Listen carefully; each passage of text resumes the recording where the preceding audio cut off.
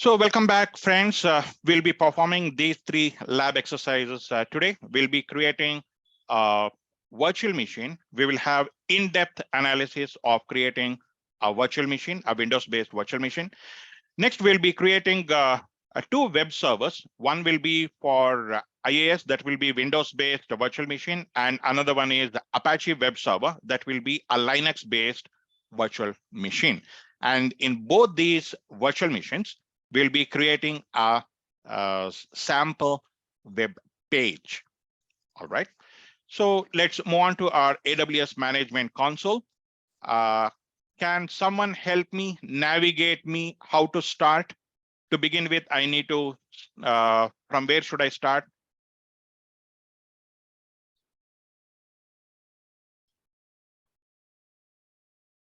Hello, someone? Yes, we can start. Okay. So to begin with, we will be selecting the region, correct? Yes. So what is the region? So we will go As ahead per the with requirement. Okay, exactly. All right, that's nice. So I will go with North California. I will not jump here and there. The best practice is please stick on to any one or two regions. Don't go around and create your virtual machines all over, because at some point of time it becomes so difficult, you will not be able to manage. See, for example, I will show the live example. Do you see this cost? Forecasted month end cost $0.05. Why? Because last night I created two virtual machines for our lab exercise to prepare the lab document. I need to capture the screenshots because I need to provide step-by-step instructions, right, to help you people. So every time, every class that I conduct, maybe if I conduct 10 different classes in a span of 2 months, each and every class will have new content. The latest day, as on that date, whatever the latest information that I'll capture, I'll create a new document, new lab exercise. I will capture each and every minute points. So last night I created two virtual machines. I did not delete the virtual machine. It was too late. I left it open. Morning, I woke up. I noticed already 5 cents, 0.05 cents has been charged on my account. Okay, so this is the reason. Please be careful. All right, let's go ahead. I have selected North California is the region. And how do we select our EC2 service? Either I can go here, click on to AWS. I can click on AWS services. There is some technical snag.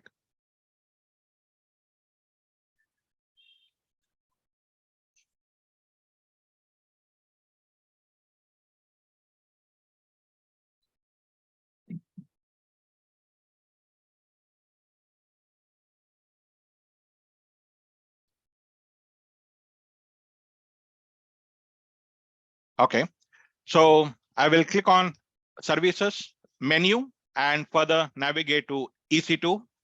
I will select EC2 instance.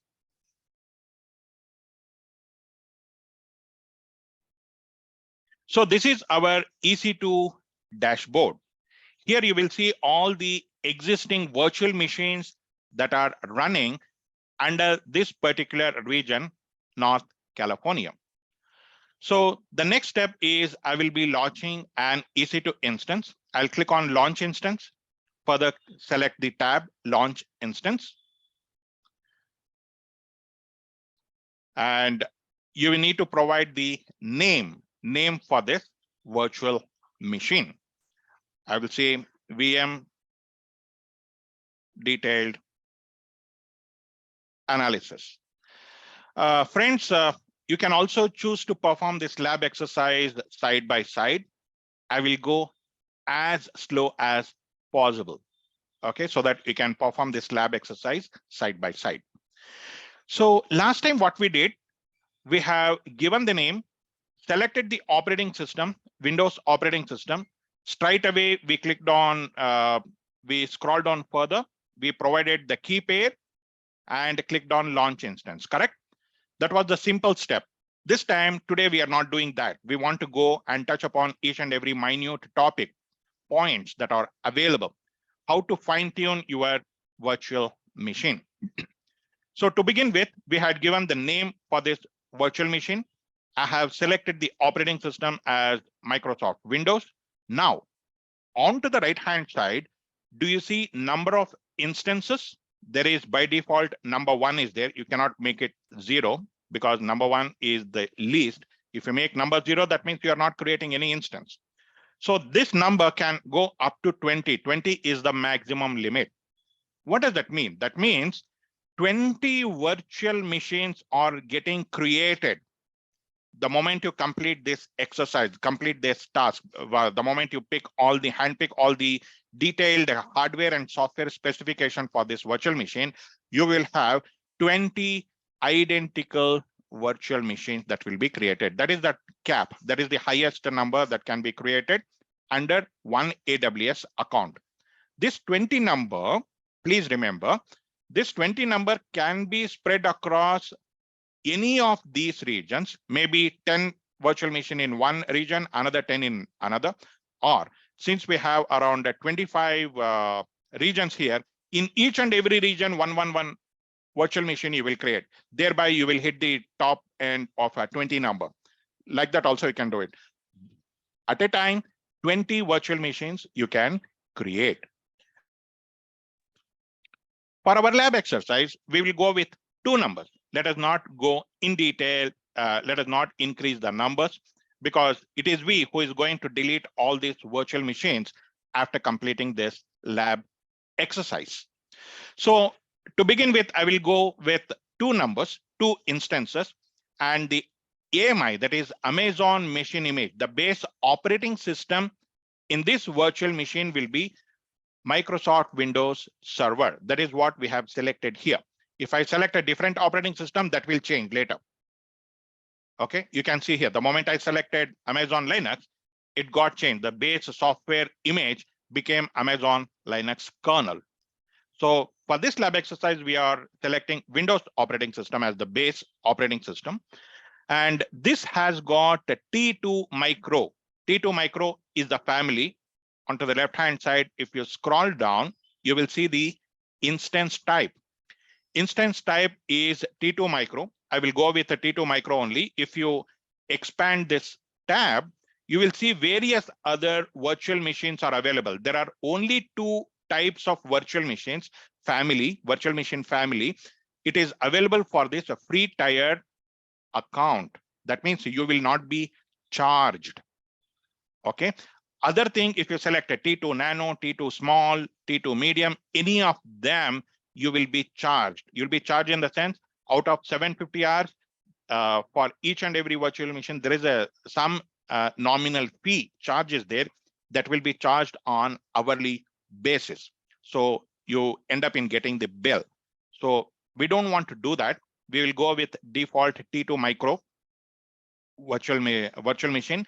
This has got 1 virtual CPU, 1 GB of RAM, and a standard hard disk storage of 30 GB volume. Do you see that? So this is the volume that is hard disk storage that is available. So further, we need to provide the key pair name. I will provide the key name as Windows VM.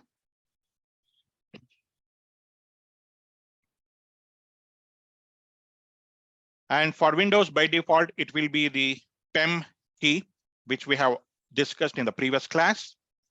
I have created the PEM key. And remember, since we have selected the 2 instances, 2 virtual machines will be using the same key pair. Okay, the same key pair can be used for both these virtual machines to log in. Next, we have network settings. Last time we skipped this settings, we moved on, we straight away clicked on launch instances. This time we are not doing that. In network setting, we will select edit. Default, you can see, create security group, select existing security group. We have 3 types of network protocols that are available by default. what we will do, we will go with edit, and this VPC, we will leave it to default. This exercise we are doing in the upcoming class, we are going to create our own VPC. What is VPC? Virtual Private Cloud. Next, we have subnet. Subnet is our data center, the availability zone. You remember, we were talking about availability zone and region. In this North California region, there are 2 data centers are available. Discrete data centers are available. Both these data centers are not interlinked. They are situated at least 100 kilometers from each other. Okay, so this time we will select a specific availability zone.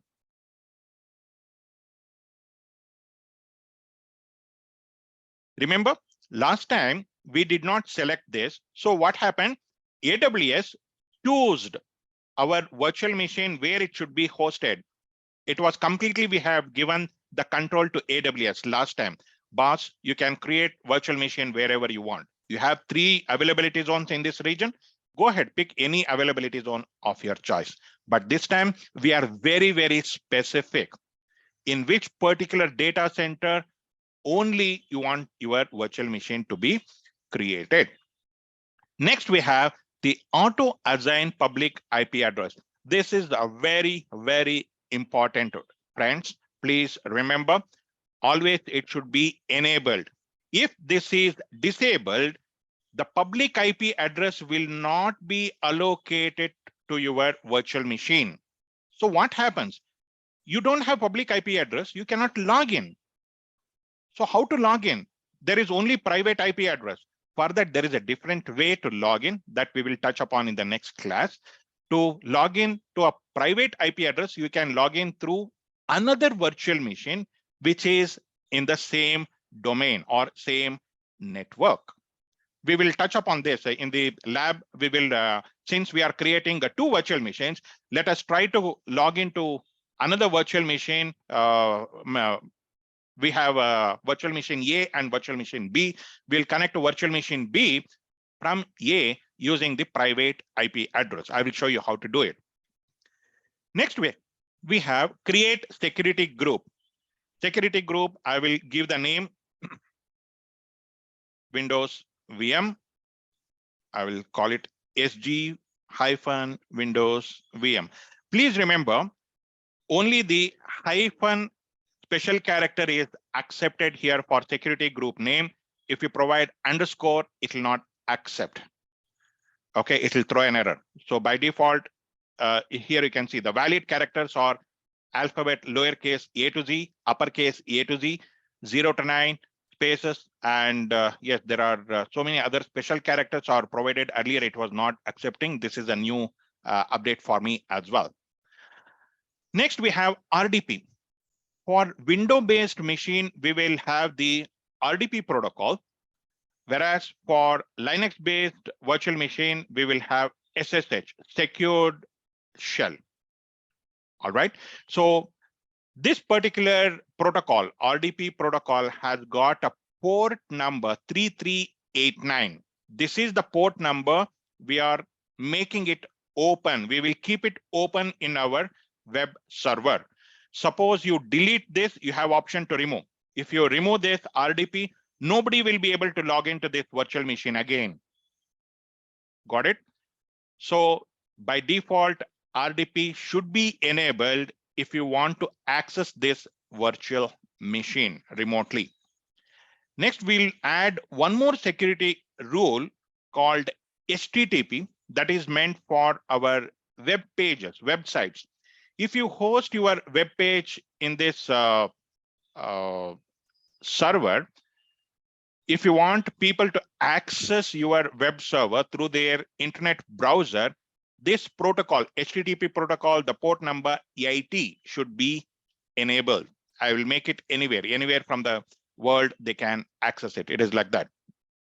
So it gives a warning message, a security rule, group rule with the same protocol, port range, and security. It has been already enabled, I think.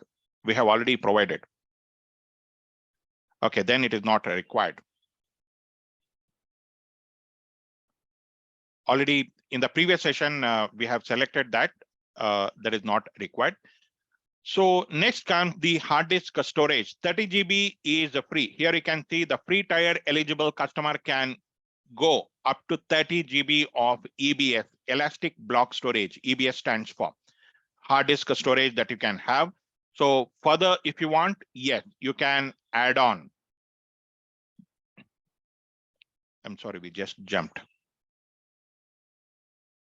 Yes, you can click on add new volume. You can add additional 1000 GB, 1 terabyte of hard disk if you want.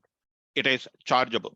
So for our lab exercise, it is not required. I will go with 1 hard disk. Even this hard disk storage, if you want to increase from 30 GB to 300 GB or half a gigabyte, yes, you can do it. Okay, but remember, 30 is the least. You cannot go with lower. It will not accept. 30 is the least because it needs that much of space to put the operating system. We have additional details. We will not touch upon these things in today's class that is meant for a different class and different lab exercise. It becomes too much of info for you. It will be difficult to swallow everything in one single class. Yes, definitely we'll touch upon all these minute topics in the upcoming classes. So we are all done with the minute settings, whatever is needed. I will go ahead and click on launch instance. I hope people who are performing the lab exercise, they're all on the same page. So now the virtual machine has been created successfully. To see the status of this virtual machine, either I can click on here, you can see, since I have selected 2 virtual machines, 2 identical virtual machine ID has been provided. You can click either of them. So you will see the status, launching status of that virtual machine, or simply you can go ahead and click on view all instances.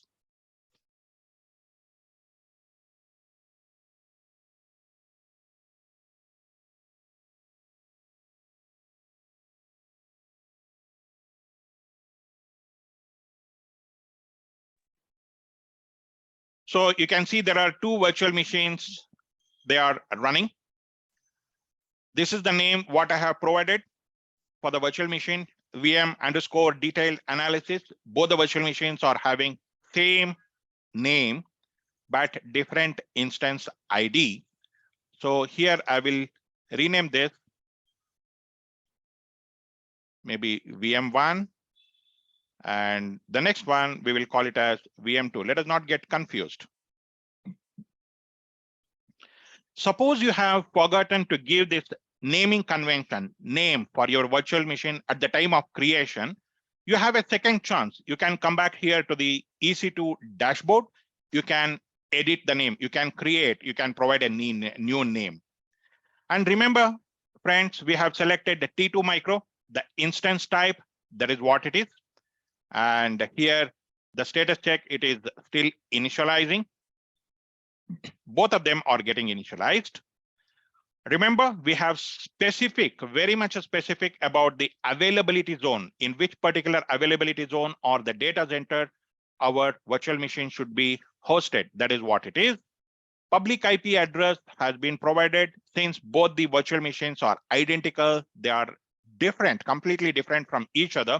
Though it has got the similar hardware and software specification, it has got a different identity, different naming convention. It is just like a twins born. Both of them carry almost all the same features, the facial, the features, everything, but their name will be different, right? Like that. So this is the name of this virtual machine, though this is the name through which you call that virtual machine for your reference. The public domain, in the public domain, this is how this virtual machine is referred to. It is 13.57.233.232. The second one is 54.183.189.236. So when you select this virtual machine, in the bottom, you have this details tab. Under details tab, you have the same public IP address displayed, the private IP address, and the public DNS name, domain name server. This is like our google.com, msn.com, microsoft.com. This is the name. Since we have not created a domain name, by default, Amazon had given a domain name for us. Okay, simply you can open this to log into this web page as well. So now we have created two virtual machines. Both the virtual machines status check is passed. Now let us log into this one of the virtual machine and install the web server, IIS web server. How do we connect? Can someone help me? Since you have already practiced, which particular tab I will have to click on? RDP client. That's good. That's nice. So I will click on RDP client. I will click on get the password. I will upload the file. Remember the PEM file what I downloaded? This PEM file is common for both the virtual machines. I will decrypt the password. Of course, the password also will be same. I will save this password in the chat for easy access. And I can choose this download remote desktop file. This will be a shortcut file using which I can connect to this virtual machine. But we started scaling up. We don't want to have the spoon feeding. So we will go with a traditional method, how we use. I will capture this public IP address, 13.57.233.232. I will launch my Windows MSTSE command. Maybe I need to share this screen as well.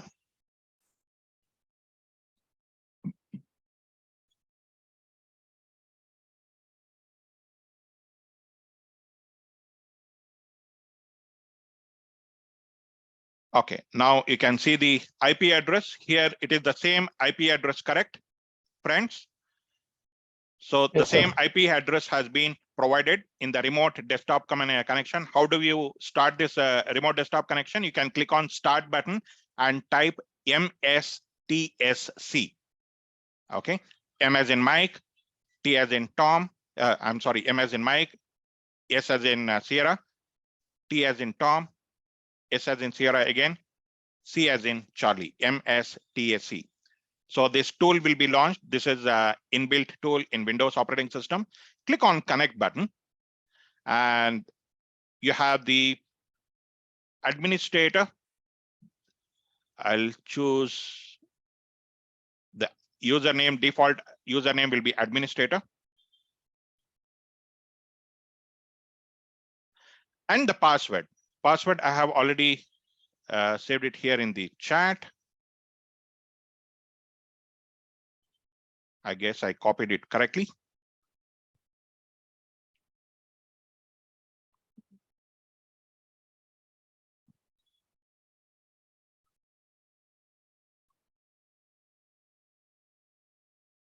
Okay, this time I copied it correctly. And I'm able to log in to this virtual machine. Remember, friends, this is just a very, very basic nominal virtual machine. It is just like your laptop or a desktop computer. It is not having anything extra special features embedded into it or added into it. So now we are going to make this a web server.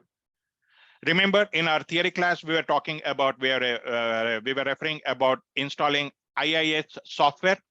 That is what we are going to do. We'll add a IIS server. So then this virtual machine will start behaving, acting like a web server, a domain server.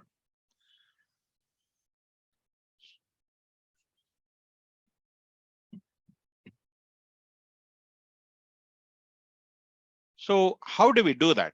To begin with, we'll have to launch a tool called Server Manager.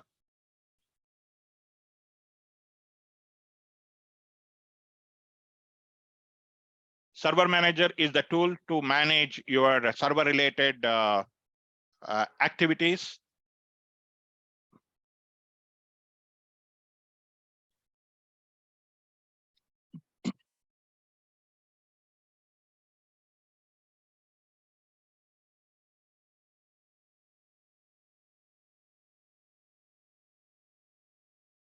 So it is still getting accessed. The Server Manager is still getting loaded. You can see this blue color line is keep moving left to right here. This is a Server Manager dashboard.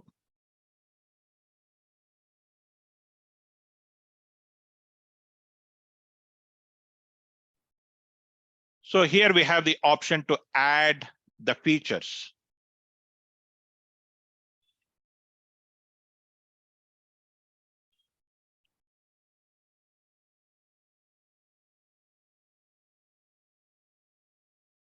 For some reason, I lost